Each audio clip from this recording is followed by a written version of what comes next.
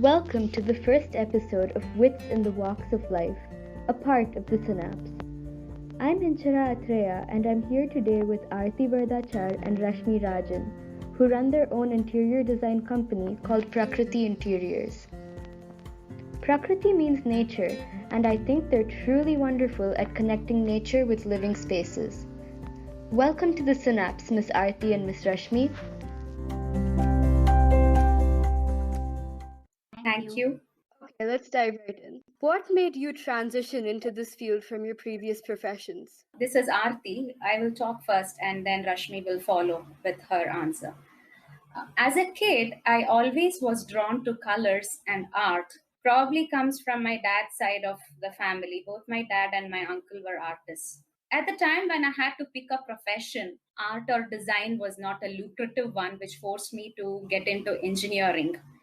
And then I had a brief stint of work at a manufacturing industry. Like everyone else in the late 90s, I too ended up in software. Then, to justify my field of work and for better understanding, I did my master's in computer science at Northeastern University in Boston, USA. Art still continued to be my hobby and passion. Then my husband's work took us to London, which is the best thing that happened to us. With the economic slowdown of Y2K, software jobs were badly hit, and unfortunately, I was one of them. Nevertheless, being in London, we got an easy path to see the wonderful world of art and architecture of Europe. With the introduction of cheap flights, we made full use of it and we traveled as much as possible. Every museum just filled me with the desire to get into the world of art deeper. Work took us to Edinburgh, the cultural capital of Scotland. And there I did every art class possible, from oil painting, decoupage, sculpting, pottery, flower arrangement. The urge to somehow get into the world of art and design kept getting stronger. Then I came across this distance learning course that was offered by Regent Academy in London about interior design, which attracted me. I felt that would be a good course that could keep me in the creative field and also possibly earn me some good money. I wanted to start something on my own so that I had the freedom to devote time to my family. I got into this field to be able to use my creativity to design living spaces, make them livable, and also affordable. Born with an interest in art and color with creative genes from my grandma. If not any other subject, I would always excel in art and creativity classes in school. Coming from a traditional family where girls were not let to go to other cities for studies, design courses not being offered in my city, and in a time where being an engineer or a doctor gave the most respect to the family, I ended up being a computer science engineer. Did pretty good in that. Landed in a very good job with attractive paycheck, and after enjoying the fruits that money could bring, with my husband's support and with a recognized certification course at a college near my house, I got my calling to switch careers. I did a 3-year diploma in interior design from Saratoga, California in the US. A very hands-on course with collaboration from wonderfully talented and creative minds. I got lucky I was in the right place, and hey, if the side effect is earning, why not make your passion your job? Wow, that's great. Okay, Miss Aarthi, can you please tell us some common misconceptions about interior design? Some things most people don't know. This is a very interesting topic which we come across very commonly. People always get confused with interior design and interior decoration. Interior decorator is someone who is concerned with just the final aesthetic feel of the place. This could involve soft furnishing like curtains and standalone furniture. For interior decorators, it is enough to have an eye for color and placement. But interior design is much deeper than that. Designers' focus is on the user of the space. Designers focus on the more technical nuances of the space that not looks alone. It starts from the time when a space is on the drawing board. It involves designing a place to have ample natural lighting and circulation of air. It deals with placement of windows, doors, storage spaces, etc. It also involves to a great extent in understanding the lifestyle of the people who will be using the space. So it is very important to understand the psyche of the people who would be living there. For a designer, form follows function. For example, let's consider kitchen design. The kitchen counter height depends on how tall the main user is. If there is a secondary user, should we need another counter with a different height? Or will the kids in the family get involved in cooking too? Do they need a space for their height? So things like that. Interior decorators cannot visualize all this. And oil-based washable paint is better for wear and tear in kitchens. So things that have to be really considered to make a living place usable and also easily maintainable is the key thing. Another misconception is hiring interior designers could be very expensive. This may not be true always. Without proper professional help, the clients may not be happy with how the space looks. For everyone, making their own house is the biggest dream of their life. So if you're not happy with it, the point is defeated. And nowadays, carpenters, woodwork solution providers, everyone, they say they are interior designers, but they are just implementers and not designers. Interior designers have the flexibility and knowledge to go from structure to every detail of the space. The best feedback we've got for our design when a guest came and stayed in the house we designed is, you think it would be nice to have this here, and it is here. So have a place for everything and have everything in its place. This is possible only with interior designer designed spaces. We get to the detail of everything used by the clients in that space. That's really interesting. Miss Rashmi, do you think the living environment has a lasting impact on mental health? Oh, definitely. Have you experienced how some spaces just make you happy and cheerful regardless of how the host is? Also, some spaces feel so suffocated that you just want to leave as quickly as possible. Observe the interiors of those spaces and you'll get the answer. The living environment definitely has a lasting impact on mental health. A clean house feels welcoming. An uncluttered space generates an uncluttered mind. A space with lots of natural light and ventilation makes you feel healthy. A kitchen with organized storage and sound hygiene motivates you to cook and enjoy your food. Having natural greenery in and around the house, strategically placed, enhances your mood. The space we live in has to be a functional space. It has to work for people who live in that space. For example, a lady with a knee problem, and without realizing, they moved to a house which had a step into the kitchen. She would curse every time she had to enter the kitchen. So there was no peace. Being the lady of the house, imagine the number of times she has to enter the kitchen. It made her feel miserable all the time. So just imagine how her mind would be with a bad interior space. So how you feel mentally depends on the space you are in mostly. Yep. That's so true. Miss Aarti, how do you think suitable designs for homes can help? What do you think are the most important aspects to designing a happy home? I would like to bring out the points that are considered as the most important aspects while designing a home. I think any architect or engineer or interior designer definitely has to consider all this. Cater to natural light, give a thorough thought to placement of windows and doors, considering the weather conditions in the area, make the space functional for the inhabitants of the space, talk to every individual who would be using the space regularly and getting to know the idea behind how they use the space. Storage has to be designed meticulously to avoid cluttering. Materials used should be appealing to the people using the space, and significant thought has to be given to the electrical and plumbing design.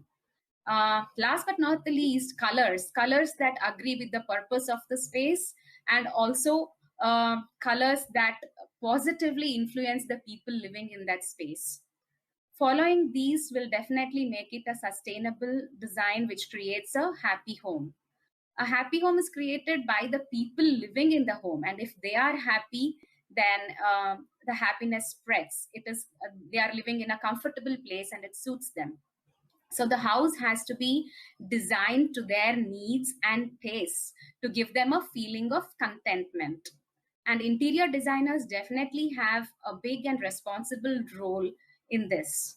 For example, let us consider if there is a person who is physically disabled and needs to use a wheelchair to move around, then the space has to be accessible so that the person can maneuver the wheelchair wherever he needs to go. That will make his or her life comfortable. And imagine a home with kids, then you better design a house with no sharp edges or corners and take care of spills. So use appropriate tiling and carpets. So ample thought has to be given when designing a space to make it a happy and safe environment to live. Yup, true again. The part about colors took me right to my next question. Miss Rashmi, could you please tell us a bit about choosing the right colors for specific areas and how colors stimulate certain effects on our mind? What is currently your favorite color combination? Okay. Like Aarti mentioned in your previous question, definitely colors have a great impact on the interior. Actually, colors and psychology is a very well researched topic when it comes to any form of design, be it website design, interior design, your app design on your phone. Human mind has a great response and behavior based on the color of the space he is in. There are organizations like Pantone that are constantly working on such topics and come up with color of the year every year. A thorough understanding of the color wheel, color schemes, and concepts is a must for any interior designer. Clients do have their personal likings when it comes to colors, but it's the designer's duty to inform them which colors look better and work better in a given space. The client's favorite colors can definitely be used in splashes of colors, like in soft furnishings, for example. Colors have a temperature. They range from warm colors to cool colors, each working differently in different spaces. For example, reds, oranges, and yellows are warm colors and they add vibrance and energy and liveliness in a space. Greens, blues, and purples are cool colors and kind of calms down a space, giving a feeling of relaxation. Too much use of warm colors create disturbance, while too much cool colors creates boredom. Generally, warm colors increase the appetite and hence they are used in the dining. Cool colors relaxes you and hence sometimes they are used in bedrooms.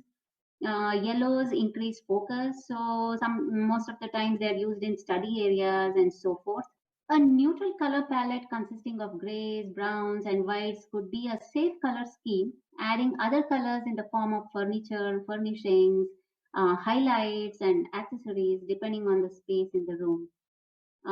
In a space other than movable elements like your furniture and accessories, the one thing that you can change, that's good news, is actually the color scheme.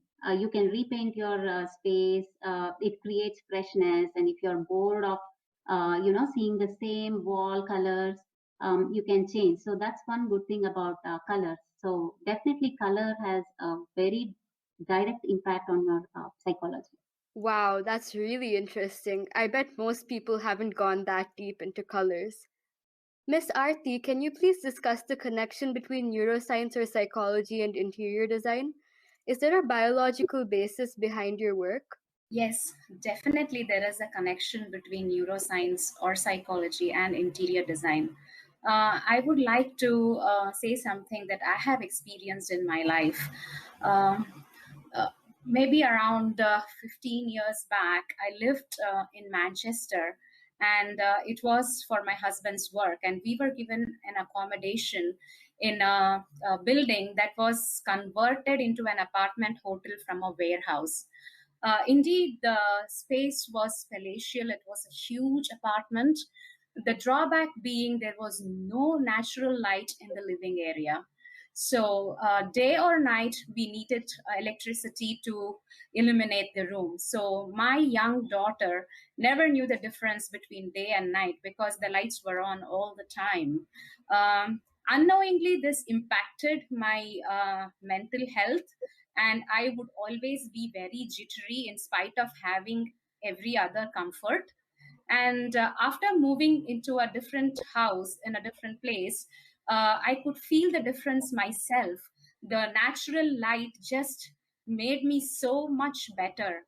And it made me so obsessive about having natural light that I couldn't stand even if the curtain was drawn a little over the window. I would just run and draw the curtains out fully wide to get as much light as possible. So I have experienced that myself.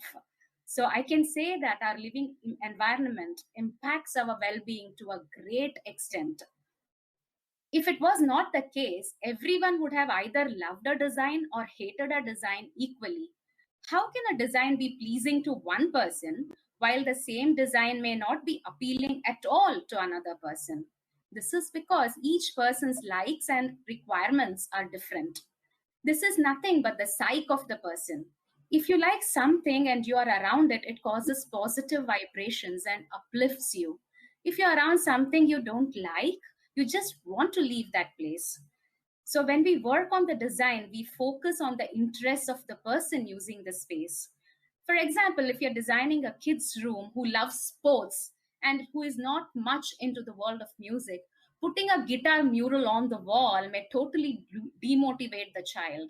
The room should motivate and stimulate the child. Again, as explained before, for a physically challenged person, the house should be designed in such a way that his or her movement is comfortable. So it has to satisfy the people living in that space.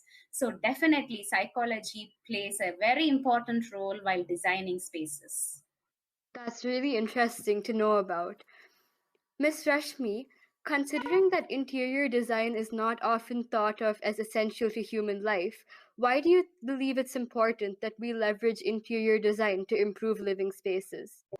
Space can be built with the help of an architect or a civil engineer, but an effective solution, considering the usability by the clients, can be given by the interior designer. A building or a house can be converted into a home by the interior designer because it is based on extensive research of who uses the space and is customized and personalized according to the user of the space. Functionality of each space is thoroughly evaluated by the designer based on the design elements and principles. Working with an interior designer from the beginning of a project will turn out to be a cost saver actually for the client, avoiding any changes or reconstructions later on during the building phase. Again, having the designers on board at the building stage will avoid unnecessary electrical and plumbing points that are just added without giving any thought whatsoever.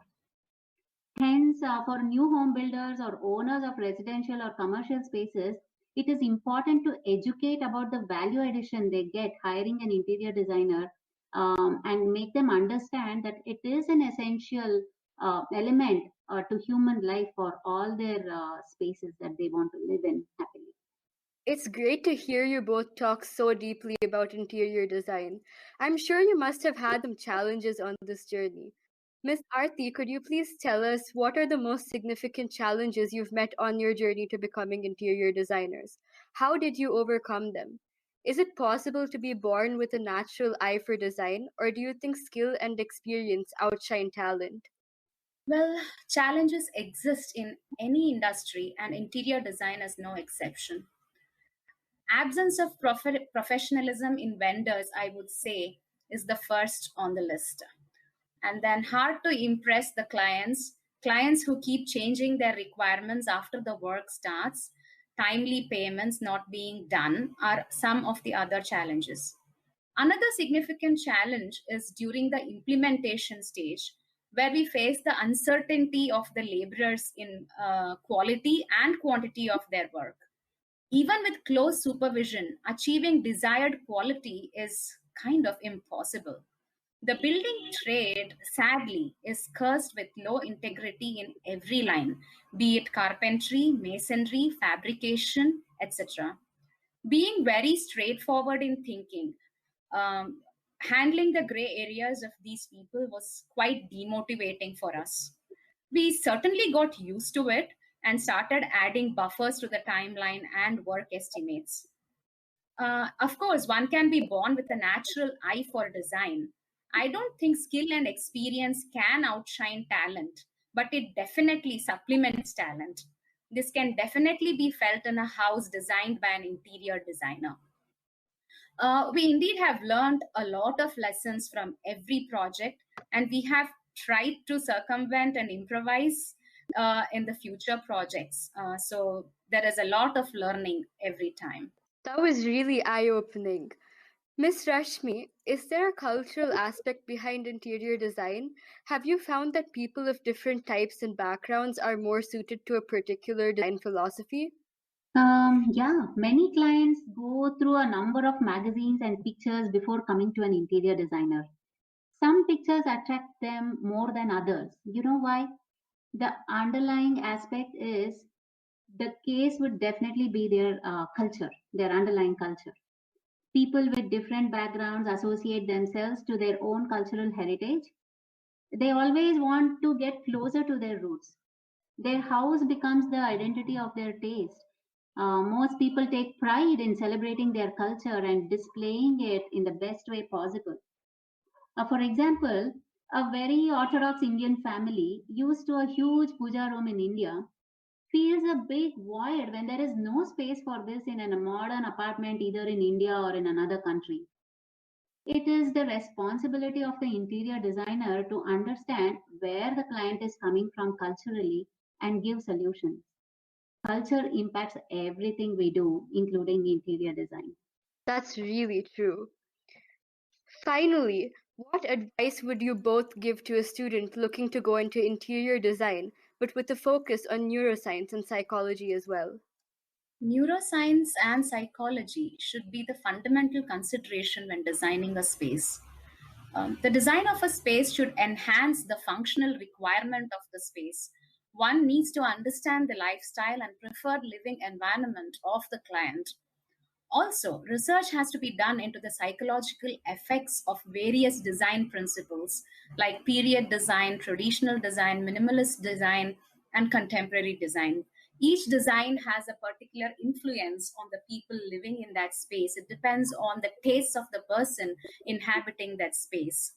So it would help one design spaces to the client's satisfaction, creating a happy home or building and spreading happiness, which is the essence of designing a living space. Neuroscience and psychology are part and parcel of everything we can think of. Rashmi, it's on to you now.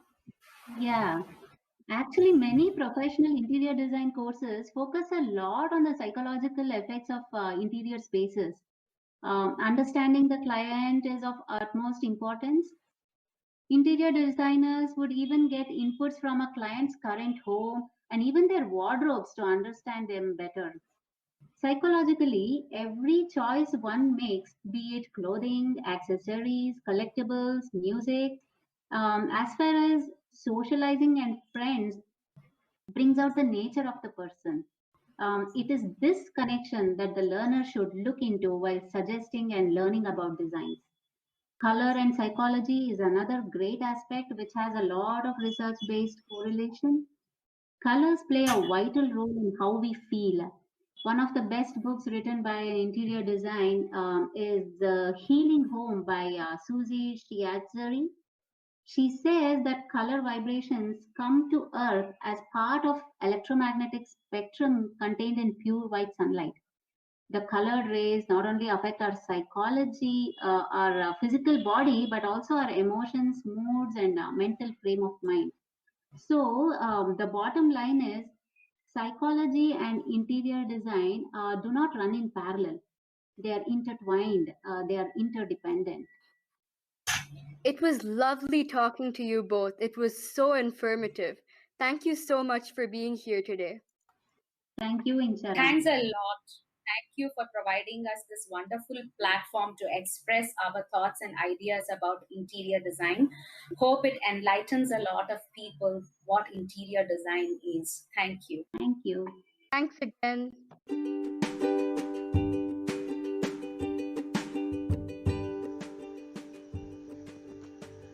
That was the first episode of our series Wits in the Walks of Life, a part of the Synapse, with Ms. Aarathi Varadachar and Ms. Rashmi Rajan from Prakruthi Interiors.